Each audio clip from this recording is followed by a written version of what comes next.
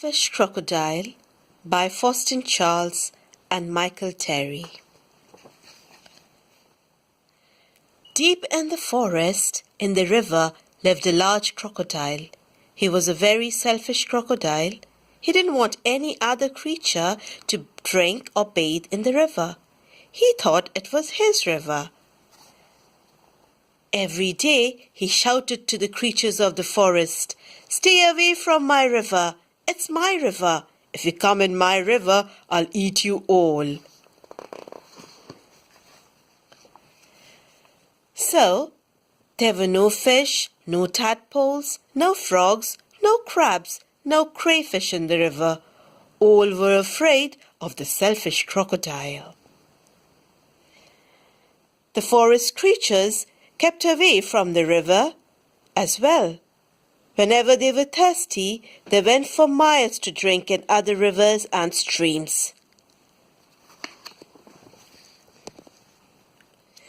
Every day, the crocodile lay on the great big back in the sun, picking his big sharp teeth with a stick.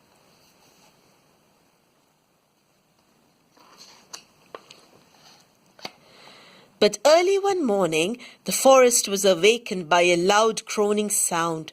Something was in terrible pain. The creatures thought that it was an animal caught by the crocodile. Groan! But as the sun came out brightly, they saw that it was the crocodile who was in pain. He was lying on his big back, holding his swollen jaw, and he was crying real tears. Groan! The creatures drew closer, but not too close. Some of the creatures felt sorry for the crocodile. "What's the matter with him?" asked a deer. "I don't know," said a squirrel. "Maybe he's going to die," chirped a bird. "If that happens, it'll be safe to go in the river," grunted a wild pig. The animals thought about this. They hung from the branches, they hung from vines, they buzzed in the air, and they shook their heads as they watched the great big crocodile in pain. No animal tried to help.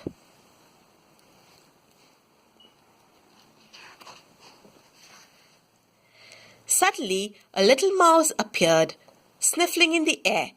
He ran along the crocodile's tail, then onto his tummy. The other creatures stared.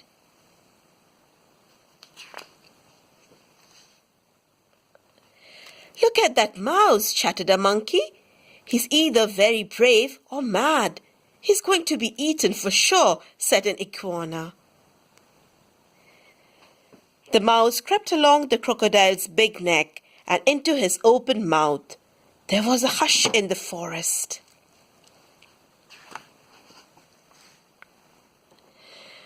The mouse got hold of something and pulled and pulled and pulled. Then he put it on his shoulder and walked out of the crocodile's mouth.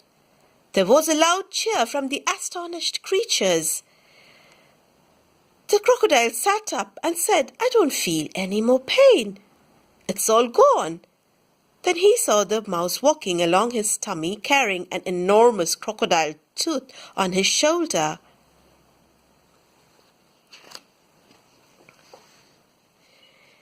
"Your bad tooth was giving you the toothache," answered the mouse, turning around to face the now smiling crocodile. "Do you want it back?"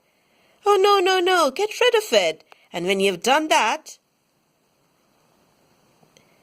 come back. I'll have a present for you." The mouse went and buried the bad tooth under a tree. And when he returned, the crocodile had a nice juicy nut waiting for him.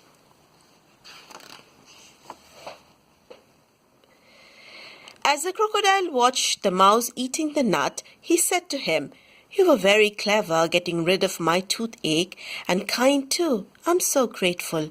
But what shall I do if my toothache comes back?" "Don't worry, I'll help you take care of your teeth," answered the mouse, nibbling. Soon the crocodile and the mouse were best of friends. And one day, the crocodile sent all the animals an invitation. Please come to drink and bathe in the river. I won't hurt you. The river belongs to us all, he said. The creatures weren't afraid to drink and bathe in the river anymore. Although the crocodile was sometimes snappy, they grew to love him, and soon the river was full of fish and tadpoles and crabs and crayfish.